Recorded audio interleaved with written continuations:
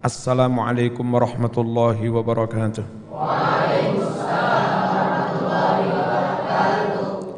Bismillahirrahmanirrahim. Alhamdulillahi rabbil alamin. Allahumma salli wa sallim ala sayyidina Muhammad wa ala ali sayyidina Muhammad. Wa yu'azza lan den takziyahi sapa ahluhu keluargane ila salasati ayyam hingga 3 dina min dafni sejak dari pemakamannya, bukan 3 hari dari kewafatannya, tapi 3 hari sejak dari pemakamannya. Takziah itu ngerem-ngerem atine keluarga sing ditinggal mati. Anak koncomu bapake mati zaman teko, sabar ya Kang yo, muga-muga bapakmu husnul khotimah. Bojone mati sabar ya yu, muga-muga bojomu husnul khotimah. Nah, ngono iku jenenge takziah. Muga-muga ganjarmu gede, kuat iman, dijogo Gusti Allah. Niku jenenge takziah. Kalau sudah 4 hari, 5 hari kan wong serotok lali, ya kan? Sudah bisa mengendalikan emosi. Tetap sampean takziah maneh, yu muga-muga bojomu husnul khotimah. Ya nangis maneh. Makanya malah makruh, malah dilarang takziah di atas 3 hari setelah pemakamannya. Dan beberapa orang sing gak gelem tahlilan sampai 6 hari, 7 hari. Itu alasannya karena takziah di atas 3 hari enggak boleh. Nah, tahlilan sampai 6 hari, 7 hari. Beda Mas, beda antara tahlilan dan takziah. Tahlilan itu kita datang mendoakan yang mati. Bukan kok kita datang ngomong dengan ibu, bu sabar nggih, garwane sedo sabar nggih, ora ngono. Tahlilan teko ning omah langsung lungguh sila la ilaha illallah. Ora kok ngelingne kematiane maneh. Ngerti ya? Jadi kalau itu tadi makruh karena ati wis rada lerem dielingno maneh, malah enggak apik. Nah tahlilan itu malah ngerem-ngerem. Ndongakne sing mati ora kok ngomong ngono kuwi nanggone sing bojone mang ora. Paham ya? Jadi sekali lagi beda antara takziah yang itu untuk yang hidup dengan kirim donga itu untuk si mayit. Makruhnya takziah di atas 3 hari sama sekali enggak menyangkut makruh atau tidaknya kirim donga di atas 3 hari. Deal? Kayak tahlilan kirim donga bisa di rumah mayit. Bisa juga nyuwun sewu kancamu akrab sedo ning Sulawesi ngono. Terus anake yo ning anake gak ning kene. Ditahlili teko kene. Itu bukan takziah beda. Paham ya? Kadang-kadang bolos sebelah ngarom-ngaromne tahlilan sampai sekian hari, alasannya haram atau dimakruhkan takziah lebih 3 hari. Padahal beda. Bismillahirrahmanirrahim. Sampeyan delok ae sapa sing rada cilik guru jenggoten didik. Plat nomor Solo. Kan yang ngono kuwi ngritik tahlilan dalile gak oleh takziah di atas 3 hari. Mas, lek orang ngerti meneng wae. 5 krono hadis rawa yang telah meriwayatkan hu ing ma sapa Ibnu Majah Anin Nabi sallallahu alaihi wasallam annahu qala ma min muslimin yu'azzi akhahu bi musibatin, tiada seorang muslim yang mentakziahi saudaranya karena musibah nguatne atine, ngerem-ngerem illa melainkan kasahu akan memberi pakaian kepada orang itu Allahu Allah. Pakaian dari mana? Min hulalil karamah. Hulalit jamak dari hullah. Hullah itu pakaian keindahan, pakaian hiasan. Min hulalil karamah, dari berbagai pakaian-pakaian kemuliaan yaumal qiyamati, di hari kiamat. Apa maksudnya yu'azzi akhahu, menguatkan hati itu? Yahutsuhu, mendorong saudaranya yang kena musibah, ala sabri, supaya bersabar.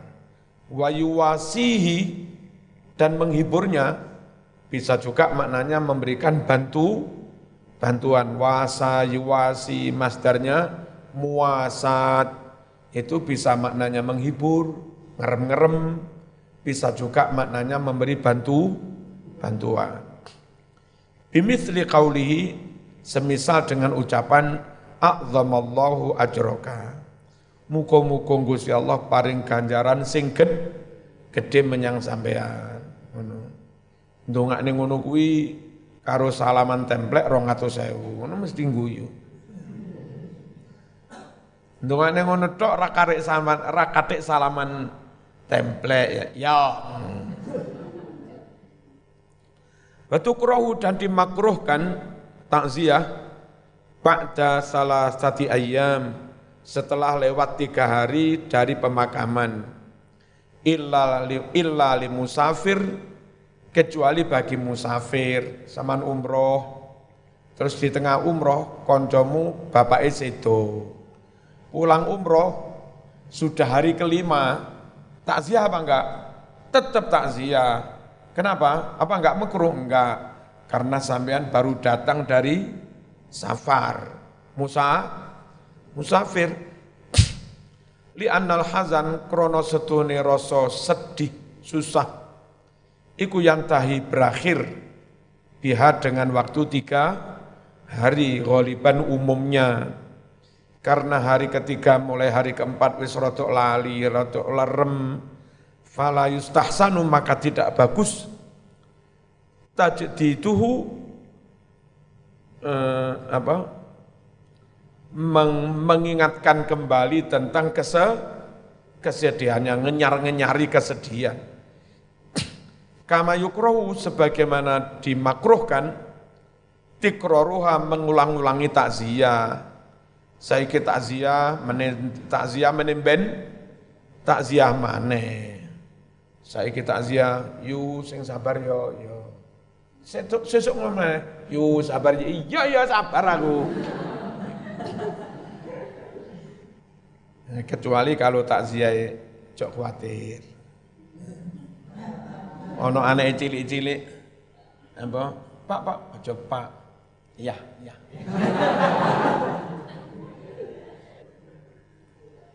Beten usah-susah Bu. Mangke mulai benjing, kula ingkang ngeteraken lari-lari teng sekolah. Panjenengan teng dalem mawon. Modus ngawur ae. Menolong. Ben mulai teko sekolah anake sangone 50.000 anake. Mengke iki sing 300 aturine Umi yo.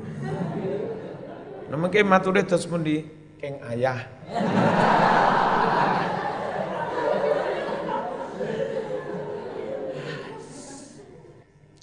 Repot. Nek rondone jenenge Markona bisa. Duduk corona lho, Markona. Wong Madura lek ngomong coro, iku suwe-suwe corona. Napa nek coro? Terus ngale corone ndelik. Dimma corona. Neng di corone. Dimma corona. Ono wis, durung ono corona wis ono corona. Kama yukrau, sebagaimana dimakruhkan, tikraruha, mengulang-ulangi takziah. Wal aula, yang lebih afdol, antakuna ba'da tafni, Hendaknya takziah sekedar untuk ngerem-ngerem itu setelah pemakaman. Beda dengan masyarakat yang di situ memang datang untuk menunggu membantu proses pemakaman. Kalau zaman datangnya hanya pengen takziah tok, nggak ingin nyolati, nggak ingin gali kubur, nggak ingin bantu proses pemakaman, nggak ingin bantu memandikan, hanya teko sabar yuge, muka-muka ganjaramu gede. Nah, ngono kuwi nyun sewu sebaiknya setelah selesai pemakaman, selesai semua, barulah berdatangan satu persatu ngucapin. Aja ngucapin selamat, Bu, sabar nggih. Nenek sik repot, pengen nyolati, pengen iki padha berdatangan ngono. Akhirnya sekeluarga iki enggak kober ngafani bapake. Akhirnya dikafani wong liya. Padahal afdolnya ketika bapak sedo anake sing ngedusi, anake sing ngafani, syukur anake lanang sing ngimami salat jenazah. Jadi sing mekur nyelawat tok ngucapin bela sungkawa. Ngono tok itu nanti ae, aja ngrepoti. Ngerti ya? Listighali ahli mayyit, karena masih sibuknya keluarga mayit, bitadhihihi, sibuk merawat jenazah, merawat mayit, illa kecuali anistadja jika benar-benar parah sangat khuznuhum kesedihan mereka. Nah yang datangi wong ganteng mesti bisa rodok ngilangi susai. Fatakdimuha maka mendahulukan takziah aula lebih baik. Tekani karo gawane duit 5 juta. Pun susah Bu beres. Suwe-suwe bareng meh 3 wulan teko maneh takon.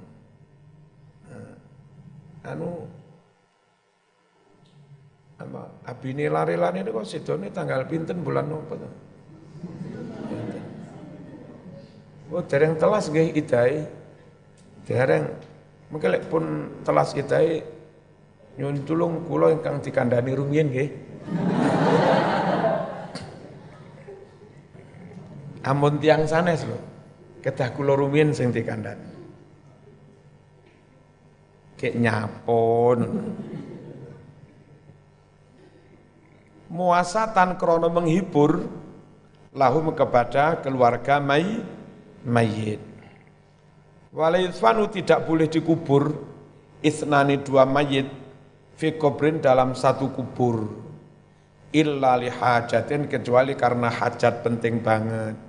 Apa makamnya sudah penuh sesak.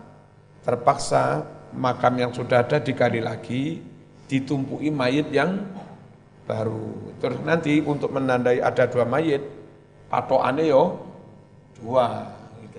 Ya.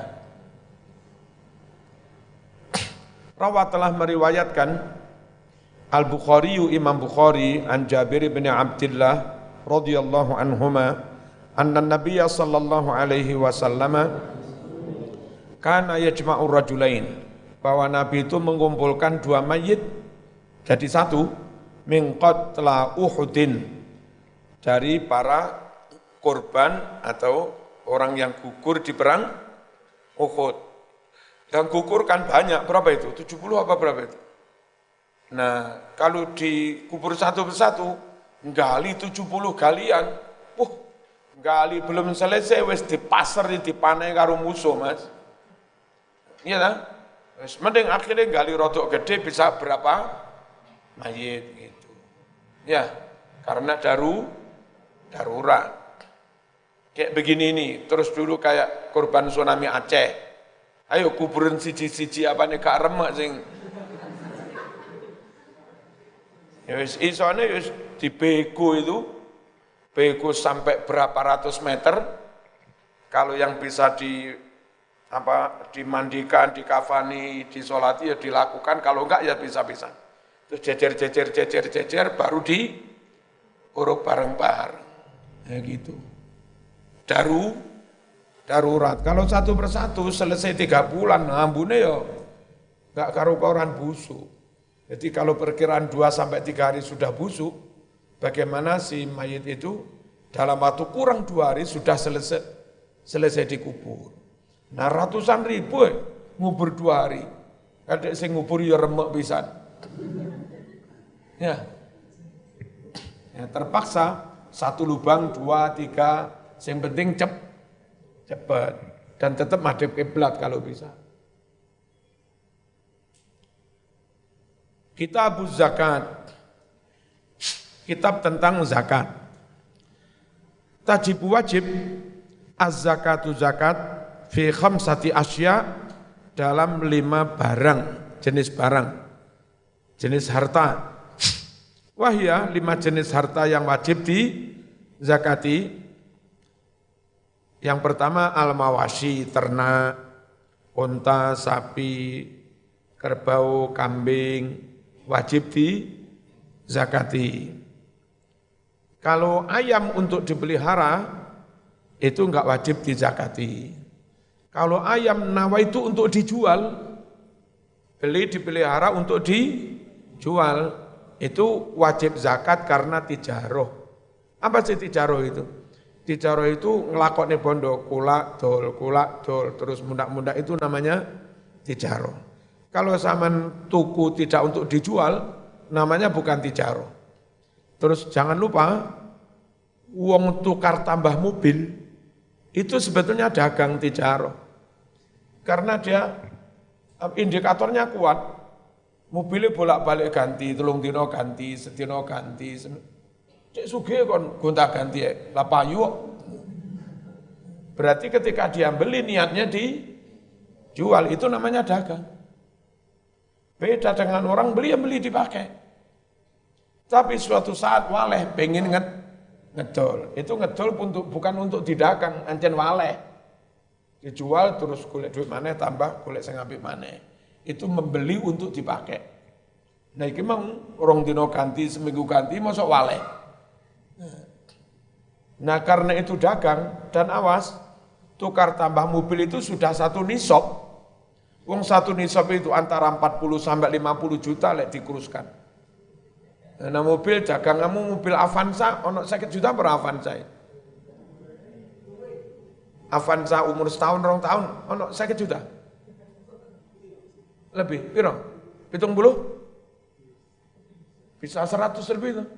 Dengan 1 nisab lebih. Nah kadang wong lali, enggak gelem zakat, jare ini duduk dagang. Duduk dagang piye wong gonta ganti ya. Terus hati-hati, wong investasi kaplingan. Itu dagang loh. Ono wong ngapling tuh Mas, zaman apa? Anak kula 7 Niki pun kula siapi kaplingan kangge niki. Lek niku memang dipilih untuk apa? Untuk anak, ya kan? Cukup maneh. Terus iki enggak anak yo ora duwe tuku kaplingan kon. Kaya apa lumayan Ustaz. Ono kaplingan anyar tuku blek loro tunggu 5 tahun regane wis lipat 10 kali tak dol maneh. Ya dagang iku jenenge. Ngerti ya? Jadi membeli niatnya untuk dijual setelah nilainya naik. Nah itu dagang. Arang-arang mau nganggep itu dagang. Ono sak nisab ora? Kaplingan. Masya Allah Mas, kapling nang mburi uwin kono. Sak meter 10 juta ya. Ono sing 15 juta ya, sing apa produk cilik. Sak meter. Nah kaplinganmu loro, masing-masing 1 meter. 1 10 meter, ping 10 juta. Penyak pun. Penyak nisab. Ya, itu. Dagang loh itu, dagang. Bangun gedung sampai 100 kamar. Ya kan? Enggak tinggi ini tiba-tiba. Di kos nih. Sak kamar penwulan 1,5 juta. Ping 100 kamar. Penwulan bersih 150 juta. Nisab apa bro? Ya nisab pol Mas. Harang-harang pengusaha kos sing ngetokne zakat. Bodoh remaja. Jolali. Apa yang harus dizakati? Satu, al-mawashi, ternak. Wal asman, barang berharga, maksudnya emas dan perak, logam mulia. Wazuru, hasil tani, padi, jagung, yang biji-bijian, gandum, kedelai, kacang hijau, ngono kuwi. Kalau bukan biji-bijian ya enggak usah, pogong, telo, bolet, menyok, mbote, ganyong, ora usah. Ya, kunir, apa? Mana? Jahe, suwek, uwi, kembili, ora usah. Hah? Apa mana? Yang kelewatan mana? Tales ya bote mah. Teman si iso toh istilah tani yang terkait dengan pari, mulai namping,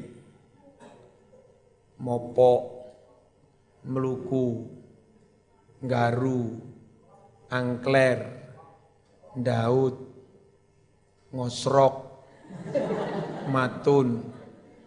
Hah? Emang kelingan ini? Ndangir, pario ndangir.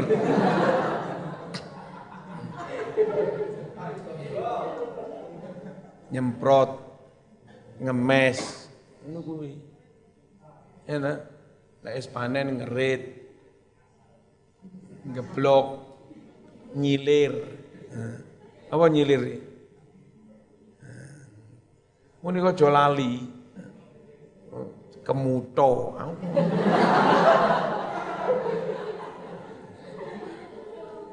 Tak kira kutho barang ditakoni tibane, "Oh."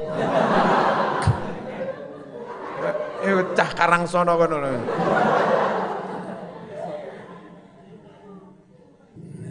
Hasil tani yang biji-bijian itu yang wajib zakat.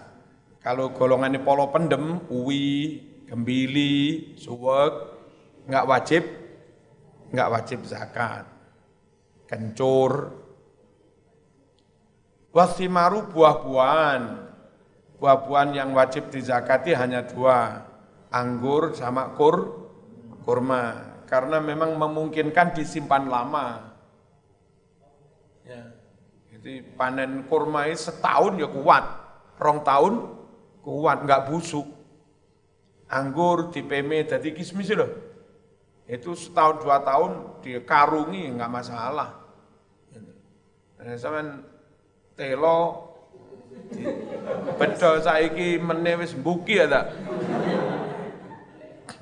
Ya kan? Kadang ganyong.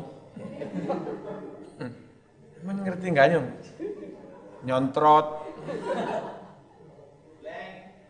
Boleng. Jolali cah iku masa lalu yang ngawur. Wa urudu tijarati lan harta dagang yang memang diputar. Badhe didik jolne kulak maneh, badhe didik jolne kulak maneh. Itu dagang.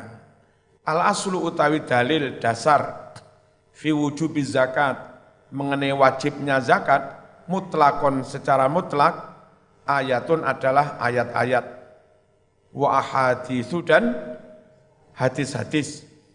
Minha di antara ayat-ayat itu qauluhu firman Allah Subhanahu wa taala secara umum tapi khudz min amwalihim sadaqatan tutahhiruhum wa tuzakkihim biha wa shalli alaihim inna salataka sakanul lahum.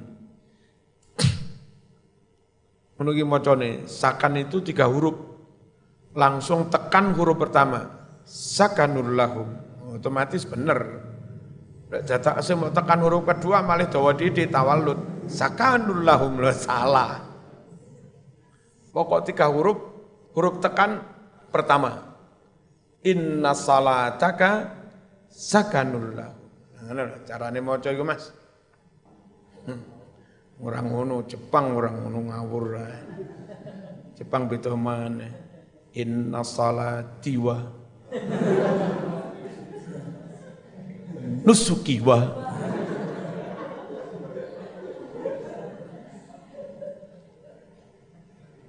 khudh ambil olehmu min amwalihim sebagian dari harta kekayaan umat Islam, ambil sodakotan zakat, tutohiru yang kamu bisa mensucikan dosa mereka, batu zakihim, dan kamu bisa membersihkan atau ngundak nih keberkahan harta mereka, biha lantaran mengambil sodakoh, lantaran mengambil zakat. Setelah serah terima zakat, ojo lali, wasalli alaihim. Hai Muhammad, doakan mereka. Sama jadi panitia zakat, tiru-tiru Kanjeng Nabi. Serah terima, oke. Terus apa? Kwitansi serahkan, doakan. Muga-muga yang kau keluarkan diterima Allah. Yang masih tersisa di rumah diberkahi Allah, kerjamu lancar, ndang payu rapi. Tungak ngono kuwi. Minimal kalih kula.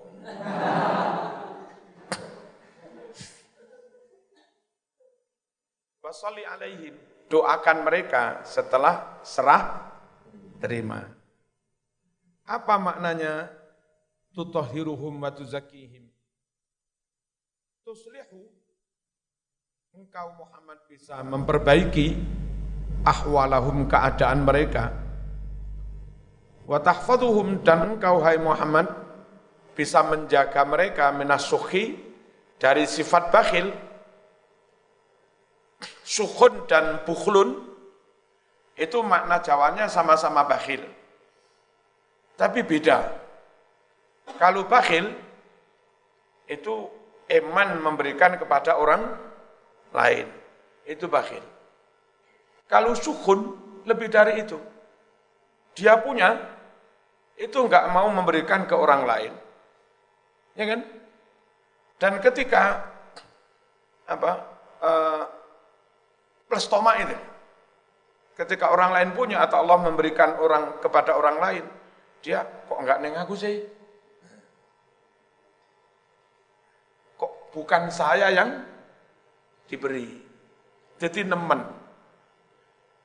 Wong Trenggalean, Blitar, ngarani ngono iku mleki. Cetil pol iki jenenge mleki. Pahit. Iku gak mikro cetil tok mleki nglinting upil. Saking medite, masak ngerasakne kurang asin. Ini loh, tuku ya sak kotak leman-leman. Jadi lek ngumbel ngono di lumbone. Sama napa yo? Lah iki yo asin lho ya eman-eman. Timbang dadak tuku ya mengke di jenenge nglintingi upil, masyaallah.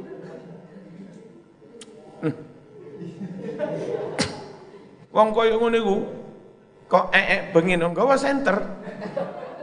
Kadek ora gelem eng sapi teng langsung mlebu. Neng pekarangan. Ki apa nggawa senter? Aku khawatir ana jagung katut metu. Ana dele katut metu. Ki ora diumbah maneh. Saking mleki. Itu namanya suhun. Kau jaga Muhammad mereka dari sifat kumet, medit sing banget. Wa nahwi. Wa yastahiquna, dan mereka layak mendapatkan biha lantaran mengeluarkan zakat, al-madih, pujian, wasana, ya sama pujian, sanjungan. Dan dalilnya juga hadis-hadis, minha di antara hadis-hadis itu, qauluhu sabda Nabi Muhammad sallallahu alaihi wasallam, li Mu'ad kepada Mu'ad radhiyallahu anhu. Indama wajjahahu ketika Nabi mengutus Mu'ad ilal Yaman ke Yaman menjadi hakim. Hai Mu'ad, kamu akan kami utus ke penduduk Yaman. Mereka masih awam. Kalau sampai ke sana, fa'alimhum, maka beritahukan pada mereka, annallaha iftaradu alaihim sadaqah, bahwa Allah telah mewajibkan atas mereka zakat. Gimana aturan zakat? Sirkulasi zakat. Tukhadhu, zakat itu diambil min agniyaihim, dari orang-orang kaya di kalangan umat Islam. Jangan diambil zakat dari non-muslim ngawurai. Zakat itu diambil dari agniyaul muslimin, orang kaya dari kalangan muslim. Faturatu, lalu dikembalikan. Tugas pemerintah dalam hal ini pegawai zakat tinggal memutar saja, ambil, kumpul dalam jumlah besar lalu distribusi ke fakir miskin yang berhak. Faturatu, kemudian zakat itu dikembalikan ala fuqaraihim, kepada mereka yang fakir. Fakir dari mana? Golongan umat Islam. Enggak bisa Mas. Zakat diambil dari umat Islam lalu diberikan kepada non-muslim, enggak bisa. Itu dari Islam dikembalikan untuk fakir